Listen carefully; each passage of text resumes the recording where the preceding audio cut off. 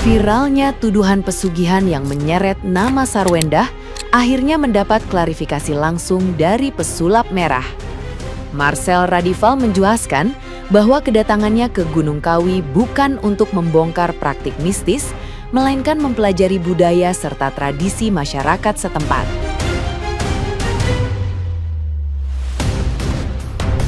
Polemik muncul setelah video wawancara dengan seorang kuncen viral di media sosial dan menyebut nama Sarwendah tanpa sensor.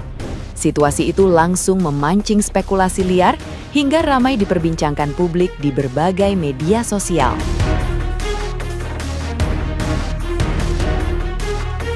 Pesulap merah mengaku terkejut karena nama sejumlah publik figur disebut begitu saja dalam wawancara tersebut. Ia menegaskan tidak mengetahui kebenaran terkait tuduhan yang berkembang.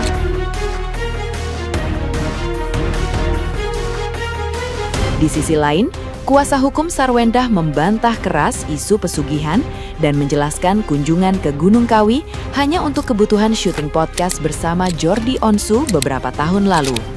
Pihak Sarwendah juga sedang mempelajari video yang beredar dan membuka kemungkinan mengambil langkah hukum jika tuduhan terus menyebar luas.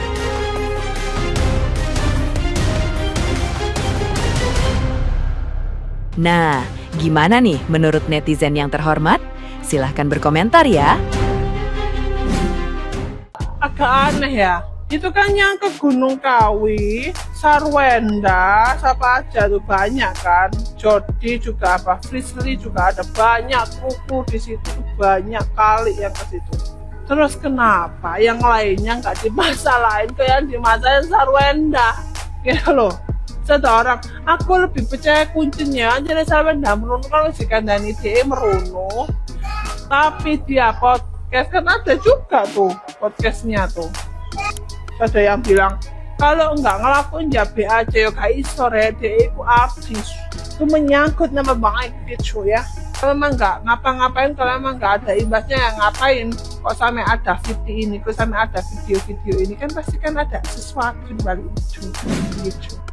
Jadi gue tuh muak banget tahu ngeliat kelakuan orang ini. Dari awal kemunculan dia yang suka bongkar-bongkar trik sulap, itu tuh sebenarnya gue udah ilfeel tahu. Ngerasa dia tuh kayak paling pintar aja gitu. Ditambah sekarang dia tuh ngebuka-bukain buku tamu Gunung Kawi. Ngapain coba?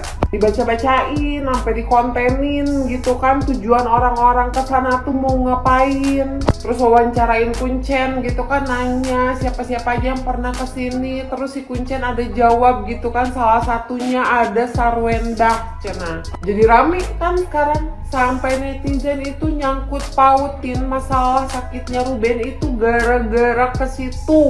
Sekarang udah rame, baru ngeles gitu kan. Kalau yang ngomong itu kan kuncen. Saya kan cuma nanya. Dari situ kan kita jadi tahu kalau ternyata nama-nama artis itu dijual di sana, Pret. Hati-hati untuk pesulap merah ya. Pesulap merah iki wis ngacak-acak Gunung Kawi gitu loh.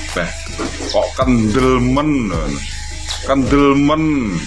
Alame kono iki panggone gaib kok mbok acak-acak ya.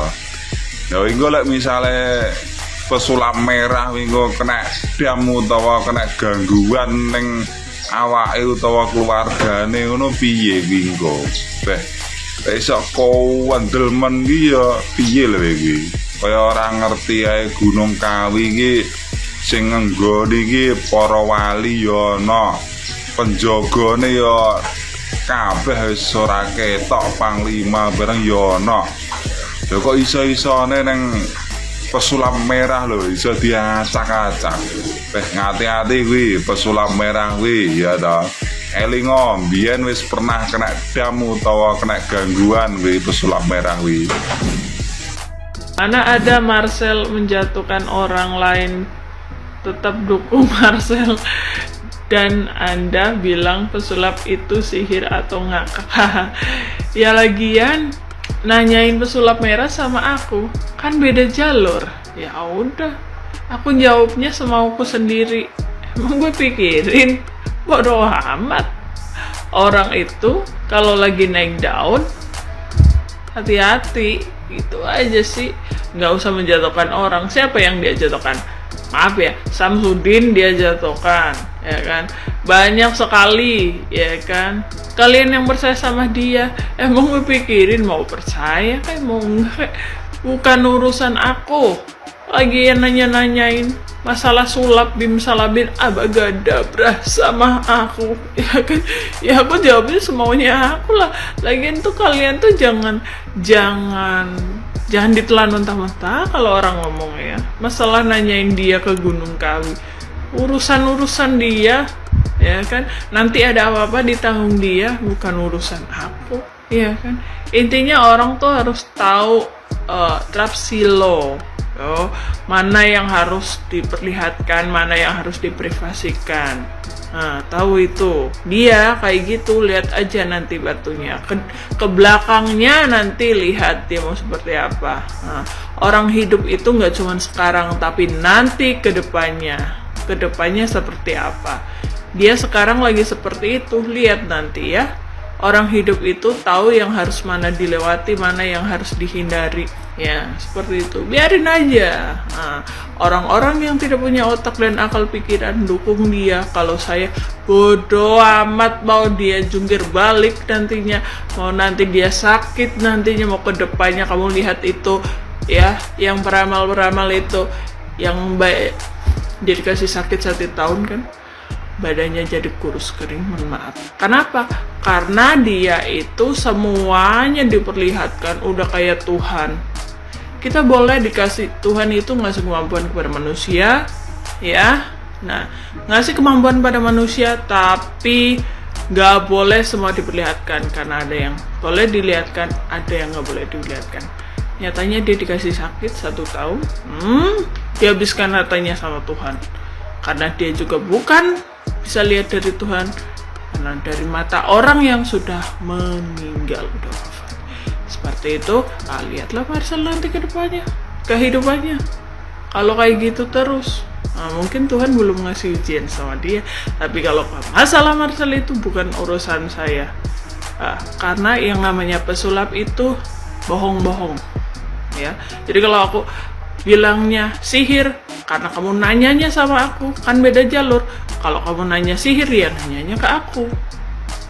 Ya, buat kalian para tukang minyak-minyak pelet, minyak-minyak apa yang komen-komen di video aku, kenapa? Gak suka? Pasien Anda berkurang? Nah, makanya gak usah yang aneh-aneh. Mencari jati diri itu, dekatkan diri kita pada Tuhan. Itu yang benar. Nah, yang namanya spiritual, semakin kita bertambah umur, semakin ilmunya, semakin banyak ujiannya. Tuhan itu akan ngasih sebagai manusia itu diuji ketika pengen dekat dengannya, dia itu bertahan lama atau enggak, atau cuman pas butuh saja, ya. Mau dijatuhkan, mau seperti apa, kalau Tuhan itu ada di dirinya, orang itu baik, tingkah lakunya baik, dia tidak akan jatuh, malah makin bersinar. Seperti tidak perlu menjadi bulan, tapi cukup jadi bintang, berguna bagi siapapun, ya. Saya dihina sama siapapun tidak masalah, nanti saya pulang lihat aja. Buat kalian, saya selalu berdoa, selalu ingat Tuhan, selalu beristighfar dimanapun berada, ya. Biar langkah kita dilindungi Tuhan, dikasih umur panjang. Kalau dikasih sakit percuma, disiksa hidupnya sama Tuhan. Kalian mau seperti itu?